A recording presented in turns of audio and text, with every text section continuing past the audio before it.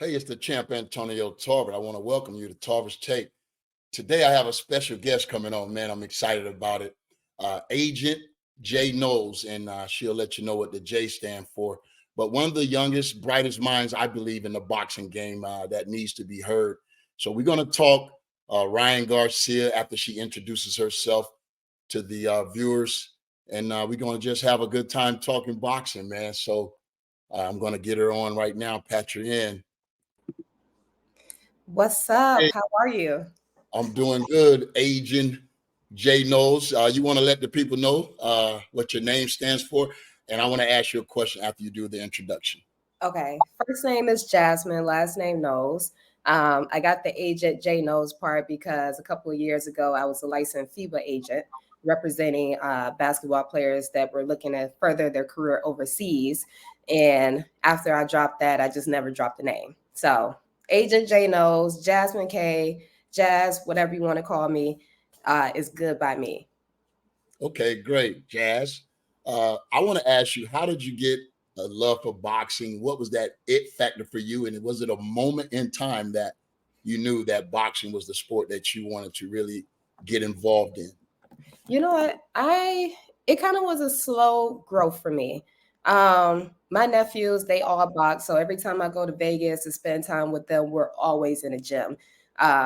Typically when I tell people that I'm going to Vegas, they think, oh, I'm about to be on the strip, gambling, having fun, going to pool parties. No, we are in the gym, no air condition, and you know how hot it is in Vegas in the summer. So just being around it, that naturally grew my love for the sport. And then also just being able to see like the storytelling that goes within boxing. Being someone who's very interested and involved on the marketing side, as it comes to sports and just hospitality in general, it's like boxing is marketing. I think boxers are one of the best athletes in any sport that has the natural ability to market themselves. You think about the ring name, how independent the sport can be, the work that goes into separating yourself from everybody else. So having that aspect, seeing the grit that's in the sport, like I'm a passionate person. So anybody that's passionate about their sport, about their craft, like I'm a natural lover of whatever it is that they're doing. So I feel like in boxing, like it's nothing but passion. So that kind of won me over as well. And just talking to sport with other people and gaining the respect of other people and then feeling like, okay, you really know your stuff. It kind of drove me into like, all right, let me actually take this serious and see where I can go with it. Most definitely, man. I saw you, and it just came out of nowhere, right before the Tyson Fury and the Ngannou fight, and I think you did a breakdown on that, and just the intricate stuff that you were speaking on, and then the outcome of the fight. I knew that you had a real insight for the game, and that's how I, was introduced to you. It was by one of your posts, and then I saw him like, okay, she got some shit with her too. You feel me? Well, I was interested. I wanted to bring you on Tarver's Take about a month ago, but it took some time. But I'm really glad that you're here now. We got a big fight this week. I really wanted to get your take on it. I've given my take. So far, my take really hasn't changed, but I could bring a little bit more insight. But for the big super lightweight fight this weekend, live from Brooklyn, New York, of all places, what's your take on Devin Haney and Ryan Garcia? You know what? I will be the first to say that I'm surprised that we've even gotten this far. Like coming into this fight and all the antics that Ryan was throwing out there, and just looking at how he's handled previous fights and previous bigger moments, I just felt like, okay, we knew he didn't really want to have this fight in New York. He wanted it in Vegas. So I thought he was in all the ways sabotaging this fight. So I'm shocked that we're at this point. Now it's like, okay, let me jump on board. So yeah, coming into this fight, I mean, obviously, I'm not going with the fan favorite, but with what the tape shows and who's the better fighter, and that's Haney. Um, I think that Haney has more experience. He has more championship style experience, being in multiple title fights at this point, last 8 fights. This being Ryan's first title fight, and outside of Tank, and arguably we could say. What's his name? UK fighter that he beat. And who was that? Luke Campbell. Luke Campbell. Outside of those two, I feel like, this is a big test for him. I was surprised that he took this test. It's not the easier fight for him, but I'm definitely going with Haney all day. All day. Yeah, I agree. What do you think Ryan has to do if he want to pull off this upset? And I was thinking, even now, he announced that he just married someone today or asked someone to marry them. I'm not sure. Before this fight, it ain't no telling what we're going to see as far as him really trying to sell and promote and market this fight. He definitely has garnered some great attention, but will it equal pay-per-view sales? And that's what we're really anxious to see. Can these followers really translate to pay-per-view sales for this fight? Yeah, I definitely don't agree with the way that he's gone about promoting this fight. I think, if anything, as we get into the final days to the fight, we're going to see more people that are starting to buy into it, because it's like, I feel the same way as I feel. Other people felt like this fight wasn't going to make it this far, like we weren't going to get it. So I think that part, now that that's over, is like, okay, everybody's now, all right, let's tune in, let's dial in. What does Ryan have to do to win this fight? However, Ryan is not a technician. I wouldn't label him as a technical fighter at all. I think Ryan has athleticism and his quickness. I think those two things is the biggest things that's going to help him win this fight, if he can win it. I'm a little worried about their ability to make adjustments. I know Derek James is a good coach. He's trained champions and Errol Spence, and list goes on. He has Frank Martin, who isn't a champion yet, but multiple fighters. And right. I'm a little worried after some of the losses that Derek has experienced in his camp in the last couple of years. That is he going to be able to make the adjustments? I think Derek James is a trainer who doesn't naturally come in with a ton of strategy, as much as he just knows his fighter and he knows how to coach them through a fight. But I think in this fight, they're going to need strategy, and they're going to need to be able to make adjustments. So speed, for one thing, is going to be on his side. I think that there's potential for him to catch Haney coming in, especially with that left hook. He has the left and the right. But I think in watching Haney versus Loma, and hopefully he's learned since then, that left hand can be dangerous. Although Ryan isn't a southpaw, that could be on his side. So that's one of the biggest things that I'm giving him ahead of this fight. Okay, and then when hearing you make your statement, I'm not sure who's in need of a win more, Ryan Garcia or Derek James. You feel me? Let's say they desperately in the need of a big win, man. And it would be a feather in Derek James' hat, man, to really pull off an upset. You feel me? He can truly quiet a lot of these critics out here. Yeah. You know what I mean? But a great trainer, I say, but, have been on the wrong side of just some great fighters. You feel me? Pound for pound type, all-time great type of fighters. So I think Derek James, is in desperate need of a big win, and this fight could do it for him.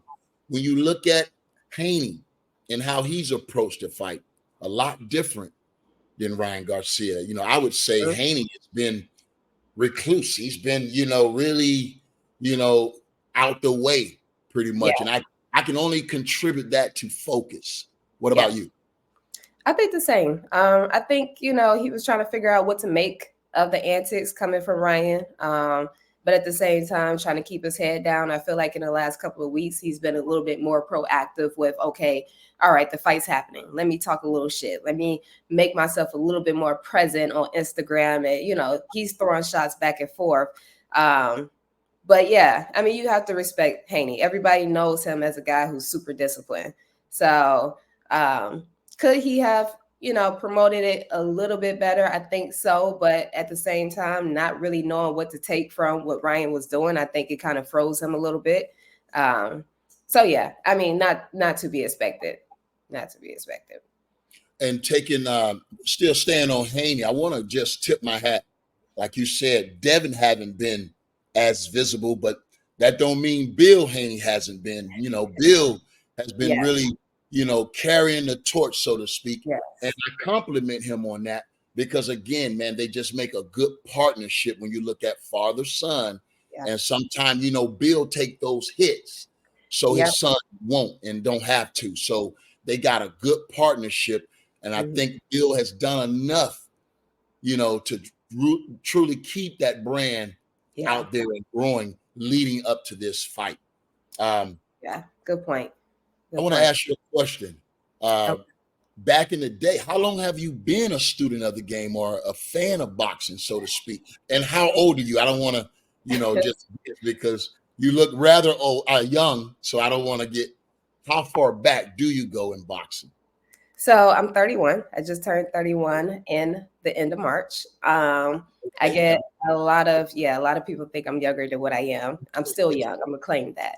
But I would say the last 6 to 8 years I've been a fan, and the last 2.5 years I've really been a student. okay, Really going hard this year and just trying to go back and really kind of round my voice a little bit, figure out what my niche is, figure out what my strengths are. Going back and looking at vintage film and being able to translate some of those things that took place in the past as reference to the future. um, so yeah, the last couple of years for sure, really dialing in and really becoming a student of the game. There's still so much to learn, so much to go back and to watch. Sometimes it's a lot, but as a passionate person with this sport, is always fun to go back and watch. Vintage stuff and to continuously just watch guys. But one of the things that I feel like that plays on my side is my ability to pick up tendencies quickly. So mhm, I can watch one or two pieces of film of a fighter and for the most part kind of get their strengths and their weaknesses. So yeah, I mean, I'm steadily growing though, steadily growing, trying to read things in real time and limiting having to go back and slow things down to really catch it. But it's a work in progress and it's been going upward. awesome, awesome. Mhm. See, I was going to ask you what has changed over the last 5 to 10 years in the boxing game from now to then, and what do you think? Where we at now, and how do you see the boxing game going in the next year or so? I think the obvious is right back in the days, 5, 10 years ago, you saw champions going up against champions and not really being concerned with their record and their losses. A loss at that time versus now didn't necessarily throw you off your projection as far as where you were going in your career. And I think you had a lot more fighters that were tough nosed, that were, anybody you put in front of me, I'm going to take them down. That whole Spence, motto. Whereas now I feel like we're kind of getting back towards that. And I think Haney, is a good role model for these guys that are now stepping up. Obviously, he's been in great place, great time scenarios, but he doesn't back down. And even with Ryan taking this fight, that, if I'm his manager, or I'm sure his manager, promoters, I won't say promoters because Golden Boy, they bought it. But people didn't want him to take that fight, arguably so. So I think the biggest thing is seeing guys that are being able to be like they're focusing on being a well-rounded fighter, or they're focused on this is who I am as a fighter and knowing who they are a lot sooner and just sticking to that role, sticking to that script. So I think that's helping in a sense of getting these fights now where guys aren't ducking, quote unquote, where we're seeing guys that are just willing to step in the ring and put it together and figure it out and make the biggest fights happen. um, I will say in that same breath though, I think the whole money aspect is a little different now. We're talking about more money that's on the table for bigger fights and different types of fights. And I feel like that in a sense is helping the sport of boxing, but it's also hurting the sport of boxing because you see some matchups that aren't being made simply because the money isn't right. Not necessarily because they don't think that they can go up against this guy and they can win, but the money just isn't right. So I'm not going to take the fight. And I think we see that with Shakur. Shakur is like so thirsty to get a fight, to get a good fight, to continue to prove himself. But guys are like, nah, you don't really bring anything to the table. So It's not a technical response to your question, but that's one of the things I've seen. Yeah, you bring up one of the great fighters in the game today, Shakur Stevenson. Um, I just want to know, did he really have an opportunity to fight Devin Haney back in the day? Was it a percentage thing? And how does he feel about it now? You Right. know, uh, I talked to him once before, and Yeah. my advice to him was, bro, if you have an opportunity to fight for the undisputed title, bro, win the fight, win that fight. And you can be the 75% man. Yeah. You feel me? But that win is critical. And then after that, he had that one fight where he went the distance, and a lot of people wasn't too thrilled about that fight. And then, he's been trying to fit in, get in where he fit in. And that's what I didn't want to see from a great talent like that. But if you Mm. got those belts, then you're demanding and you're commanding. And that's where the leverage at. Just didn't want to jump off the subject, but I think when hindsight, if he really had an opportunity to fight Devin Haney, Right. hindsight, I think he wish he probably would have. You For know, sure. For sure. that's just me. I feel the same way. Even when it was the talk, everybody was talking about it. I felt like he should have took the chance. You got to roll the dice on yourself, and I don't know if that's, again, being in this generation where it's this pressure to, okay, you see other people get into the bag, their stock is raised, and you're questioning, okay, I deserve the same thing. I'm better than this fighter, so I'm going to demand that I get the same thing, and you miss your opportunity. I know he, as we see now, wished that he was in this fight, as he's tweeted about it, saying that he will be the replacement fighter for either. And that's jumping up in a weight class that he's not even in to get that fight. So I feel like Shakur, I think he's as young as he is, pound for pound right now. And if you know that about yourself, and which he does know, and he has the confidence, why not take the fight? Like you said, it positions you is such a better place to demand certain fights. It puts you exactly where you want to be, and it's just one fight to get there, just one. You take a cut on one fight. So I don't know if that chance comes back around, but if it does, he definitely needs to jump on it, regardless of what they're offering. Most definitely, because sometimes when you win, that is the payoff. You feel Yep. me? You can move forward. You know what I Yep. mean? And nothing but the ceiling. You know what I'm saying? So yeah, we're gonna look forward to Shakur Stevenson finding, looking for a date, announcing a date, and seeing how close he can come to winning it all real soon. Yeah. I wanted to ask you your all-time Mount Rushmore. Give me 4, give me 5. Who your all-time All greatest time. fighters and why? Okay. Forcing me to go back. All right. All time. No particular order. And I don't have to be on your list just because we're FaceTiming right now, honestly. I'm still, like I said, I'm still a student of the game. I'm still going back. There's a lot that I have not got past. I've tried to kind of go from the 80s, 90s and work my way up. So I know your prime was in the early 2000s. So I'm getting there. Like Okay. I've saw some film, but I can't say a full student Right. of the game yet. But I'm gonna put Floyd on there, right? No particular order. Definitely Floyd for what he's been able to accomplish, and the fact that he's fought every style that's out there and has dominated for the most part every style that's out there. Let's see who else I got. Let me try to make this quick. I got Sugar Ray Leonard on there. One of the Definitely. kings. So what? One of the 4 kings. Yes. Yes. Style wise, everything about him. Inside the ring, outside the ring, how he carried himself, the true role model that he was, the confidence that he bestowed, his quickness, just to me, a complete boxer. Very a technician. So I think a lot of styles today, you could go back and you could look at what he's been able to do and what he did and kind of see the resemblance. So definitely him as well. Um, I say Roberto Duran as well. Most definitely. Another king. Um, yeah, another king. Wouldn't necessarily say a technician, but somebody that I don't care who you are, I'm taking your head off. Yeah. Pressure fighter, one of the best pressure fighters that I've been able to go back and to watch. And I know there's other ones, Yeah. specifically Mexicans that are, has the same style, if not better. But again, from what I've been able to go back and see. So we got 3 there, a fourth one, a fourth one, a fourth one. Can I give it to anybody current? I'm gonna put Mike Tyson on there. Okay. I'm gonna put Mike Tyson on there. I don't know if I threw you off with that one. I'm a huge fan of Mike. No.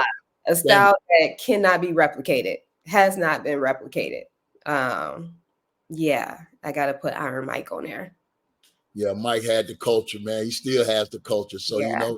Yeah, we all love Mike Tyson, man. I think when you look at it, you got a lot of older guys that love Ali. But if you don't love Ali, you got Mike right there. So, those are our 2 boxing heroes, you know what I mean, Yeah. when it comes down to the heavyweight division. Yeah.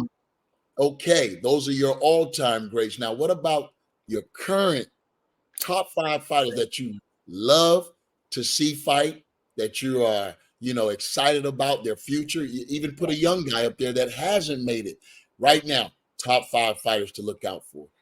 Top 5 to look out for, or just current? Your personal top 5 that you like personally, and tell me why you like them over everyone else.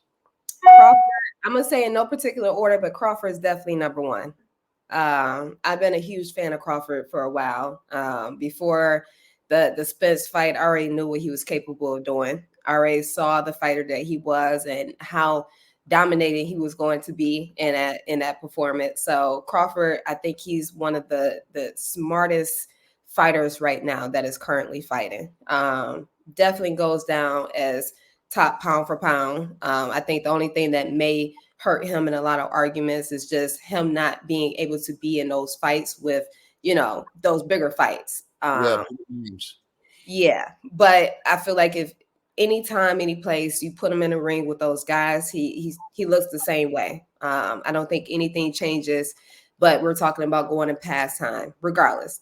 Terrence Crawford. After that, I'm gonna say Canelo.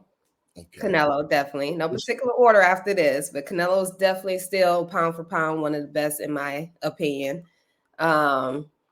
He's a guy that I feel like doesn't have to fight too many different styles. He's been able to perfect one style and be successful with it. But I think at the same time, like, he has the ability to make adjustments. His counter punching is magnificent. Just the whole 10 yards. Definitely Canelo. How important is the David Benavidez fight for him before he finishes his career up? Can he retire without facing David Benavidez and still have that same respect that you have for him right now? I think I want to say yes, because I respect Canelo for what he's been able to accomplish. Even if he retired today, if he retired last year, like, I still put him at where he's at. Is there too much more that he can accomplish? Obviously, he can always accomplish more. Going up weight divisions if he decides to leave super middleweight, go up to light heavyweight and continue to challenge himself there where Benavidez is trying to make his stake at. I think if that is the decision that he makes, if he leaves and goes up to light heavyweight, then yeah, he has to have the fight with Benavidez, because now it's like you're still chasing, right? And Benavidez is in that way of chasing. So I'll say it like that. Okay. Yeah. If he stays in super middleweight, it's like, he's already accomplished everything there. He's the king there, but if he decides to go up, then yes, I think he has to go through Benavidez. Because again, obviously at that point, he's trying to become undisputed. He's trying to become a champion in another division. And Benavidez is someone that I hope can capture a belt and kind of, put him in a corner a little bit. I would love to see that as a fan. David Benavidez, we forget how young he is. And I think he's creeping up there to be a pound for pound in the next year or two. You know, a lot of people already have him there, but I think if he can get that Canelo fight, it definitely solidifies him there. And maybe that's the problem. Canelo doesn't want him to solidify his legacy off of his. Who knows? Yeah, that could be a tough one right there. Yep. Yeah. Okay, going back to my top 5. So we got Crawford, we got Canelo. I'm definitely going to put Shakur up there. I think Shakur's IQ is off the charts. Most definitely. Off the charts. And it's so subtle. You know, so a lot of people who aren't like real fans of boxing, they can't really see it. But it's so subtle. Even Rob Conceição, he just fought this weekend. I didn't get a chance to see it, but I mean, he's still a real threat. Yeah. And Shakur took him out. Shakur went up against Valdez, had a really good performance against Valdez. I mean, completely handicapped Valdez. Like Valdez couldn't even get past the jab, and Shakur wasn't running. He stood right there in the middle, stood right in front of him, and it's just the slight shifts that he's able to make, you know. So it's things like that that he's been in the ring with several different styles at this point. Granted, some of them haven't been the bigger names. He hasn't got the chance at Loma. Still chasing Devin. Maybe he can get Cambosa. Who knows? But going up against Valdez, Rob Conceição, who else? He's fought some other names. I'm drawing a blank. But IQ-wise, still another young fighter that is only going to get better. Yep, I agree. Only going to get better. Okay, let's see who else. That's 3.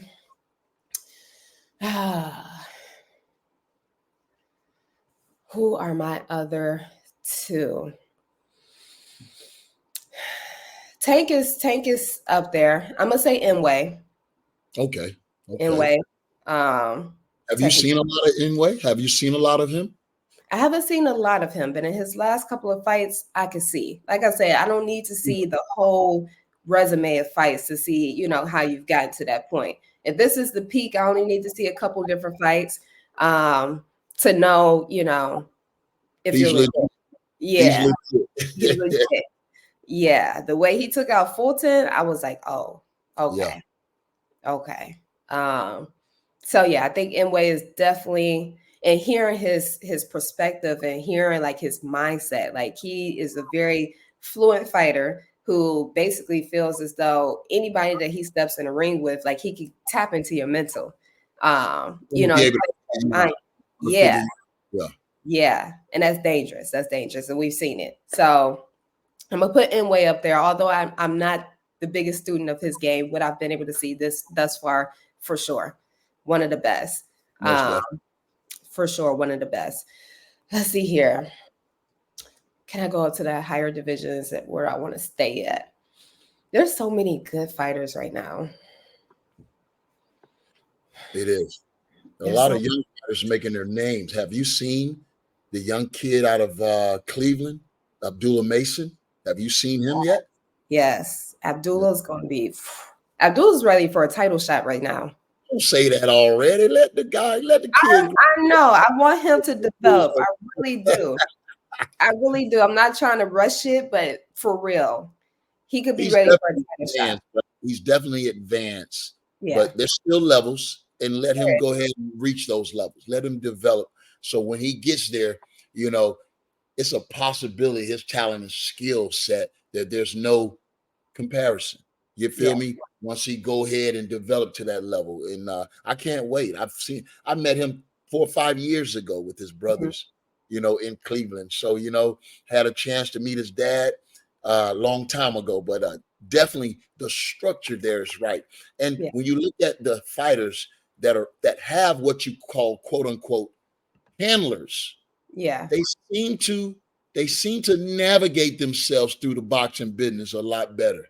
You feel me? When they got somebody, some elder statesman there, you know, with respect and that they could, you know, look to for information. You feel me?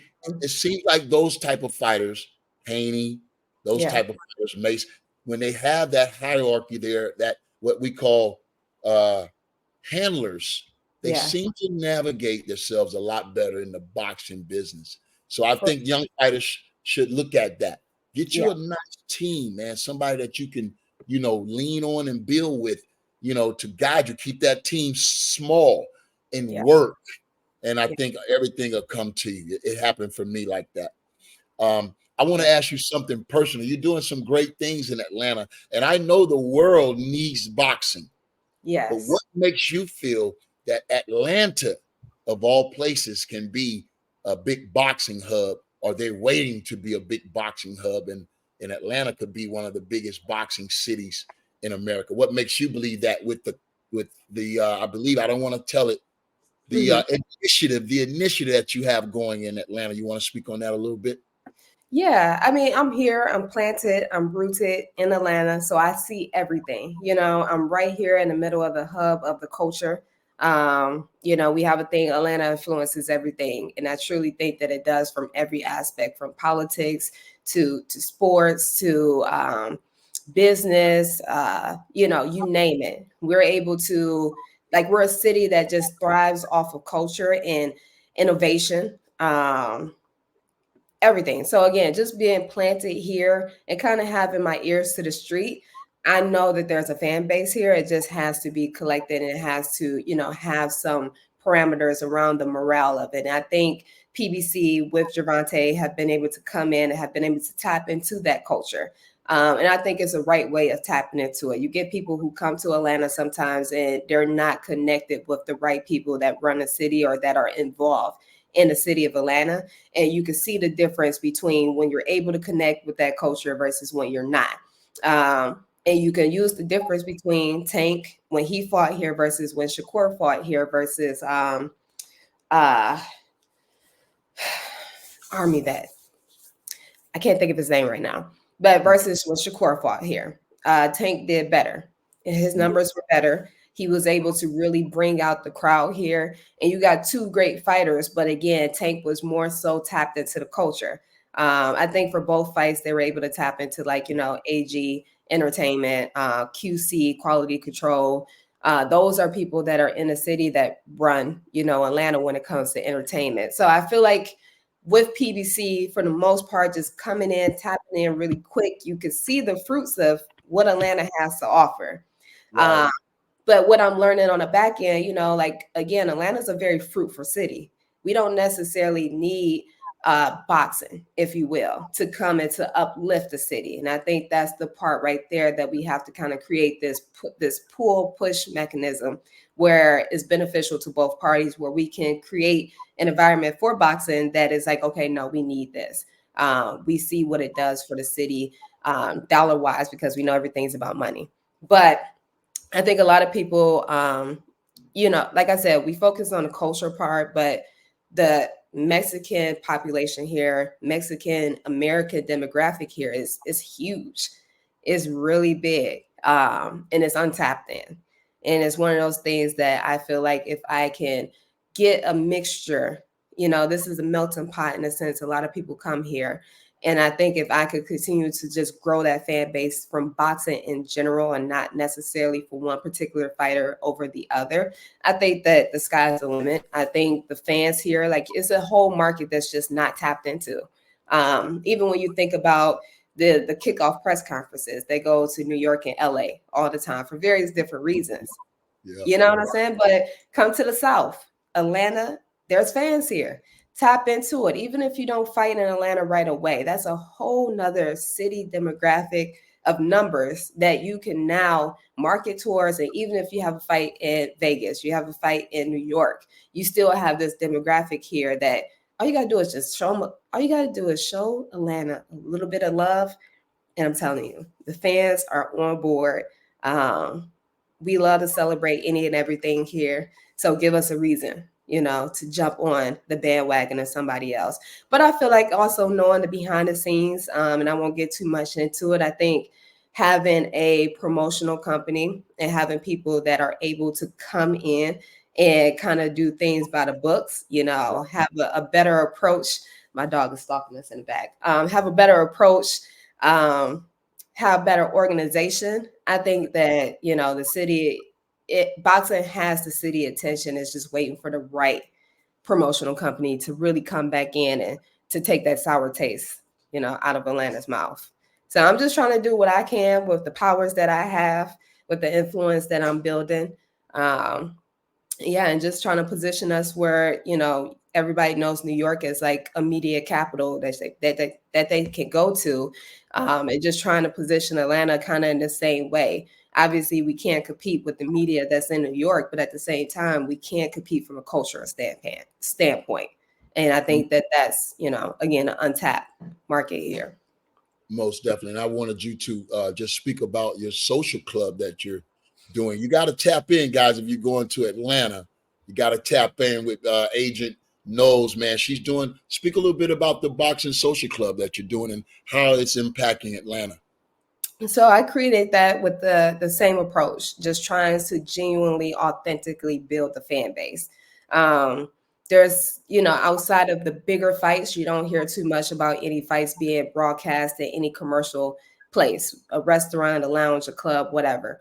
So just trying to, from the backside, kind of create a little morale, create some unity with different establishments where we can kind of have this fluent consistency of, okay, this is where the fights are.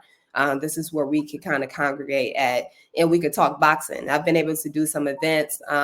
Would like to do more, but it's all work in progress. But the events that I've been able to do, I feel like when people come, they feel like it's such a relief because you have other boxing enthusiasts there. You have people that love the sport, love to talk shit.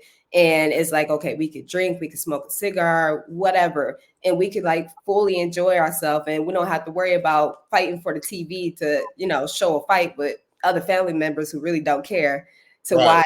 watch. But it's just an experience. Like, I'm all about curating experiences, Awesome. putting, the senses behind it, something that is going to be memorable. We're watching a great fight. You know, I've been able to get a couple partners. I've been able to get a couple partners with the spirit companies, and being able to put like some good cocktails together. Just all the things that, from my point of trying to incorporate marketing into these experiences, I kind of feel like is left behind. So really just trying to elevate the experience with boxing and how it's consumed. And that's kind of how I created Atlanta Boxing Social Club. So yeah, hopefully more events, more in Atlanta. I'm also trying to expand out, and do some events at, bigger fights. So yeah, we're going to get there. This is the first year, so we're still building. Well, congratulations. Any time is anything I can do to help you to connect or whatever, just let me know. I And definitely will. I'm going to let my viewers know that if they're in town to do any boxing business in Atlanta, they got to tap in with you for sure. You know what I Yes. mean? It's nice to have boots on the ground, especially in a city that you're not thoroughly familiar with. So Yeah. that's where we go. And to Oh know yeah. that in Atlanta would be great.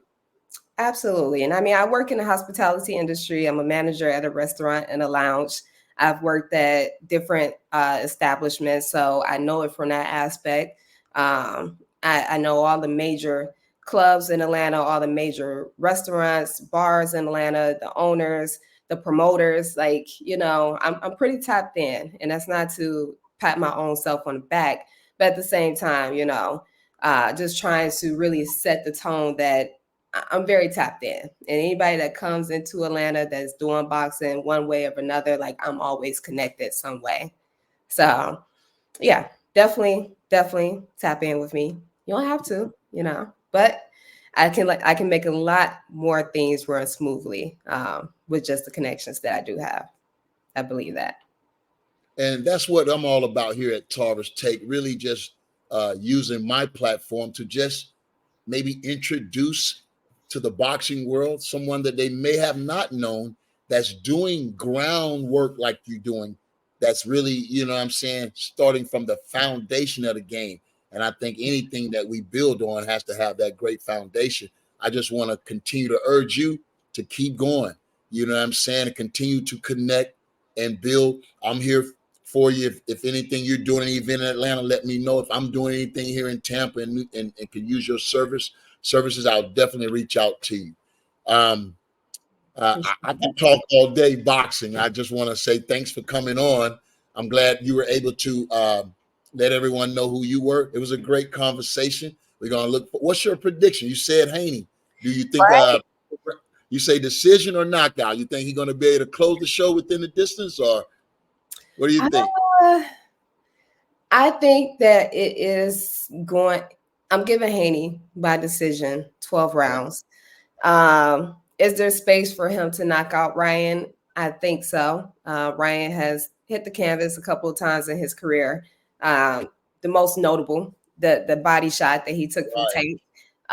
But even before that, what was the uppercut, the infamous uppercut from Tank that he also ate and went down. So I think after seeing Haney versus Regis, and Regis giving him credit to not necessarily the power, but the speed that he has, I think um, I think there's opportunity for him to catch Ryan off guard, for Ryan not to see some of these counters, and for him to, just with that alone, punch placement, and Ryan not being able to see the punch. I think that could get him down, but I don't know if I give him the power to knock out Ryan unless he targets the body, which I'm hoping that he does. Right. Yeah. What about you? I was always leaning toward Devin Haney. I just think he's coming into his own right now. I think that he's really made the transition from amateur to pro. And I think when you look at his resume, I think he's more equipped and more ready, prepared through his experience for a fight like this. And I think Ryan Garcia maybe one or two, maybe tough fights away from really fully coming into his own. So I think there's some lessons still to be had on Ryan Garcia's part. And I think Haney's really finding himself and he's really running now with his style and with the things that he can do in the ring. I think his confidence at an all-time high. I like Haney. Definitely unanimous decision. Yeah. I agree with all of that. I think the fact that the biggest win on Haney's resume and the biggest experience that he's been able to gain has been against Loma. And I feel like if he can go 12 rounds with Loma, someone who can beat you not only with his hands, but with his mind and with his feet, I think, I'm going to put him up against anybody. That part. Yeah. Well, it's been great talking to you. I'm glad to have you. And hey, to my viewers, if you're ever in Atlanta and you got anything boxing related, definitely tap in to Agent J Knowles on IG, man. And hey, until the next time, stay tapped in. You've been listening to Tarver's Take. And until the next time, I'll talk to you later. I appreciate you, Agent Knowles. Thank you. And I'll cut this up and send you some copies. I might need you with the little banners and stuff to get it all right. But yeah, thank you. I appreciate it. Until the next time. All right. I appreciate it so much. I look forward to coming on and speaking more boxing with you, doing some breakdowns. True honor. So thank you for even considering me to be on your platform. No problem at all. Maybe I'll call you back for the recap, see how close we were with the breakdown. Let's do it. Thank you. All right. Take care. Bye-bye. Oh, man, what a great conversation, man. And that's what we're going to be doing on Tarver's Take, a lot more of. There was a young lady that I saw on her page, man. I was really excited by her insight to the game. And it's not rare that you find, it's not often that you find a young female that's really in tune and knows the game of boxing like she does. So that was an exciting interview, and I'm glad I could bring that to you guys.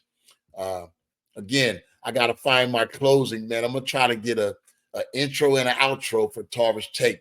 So if you one of those creative content guys that want to give me some notes on that, tap in with me. I appreciate it.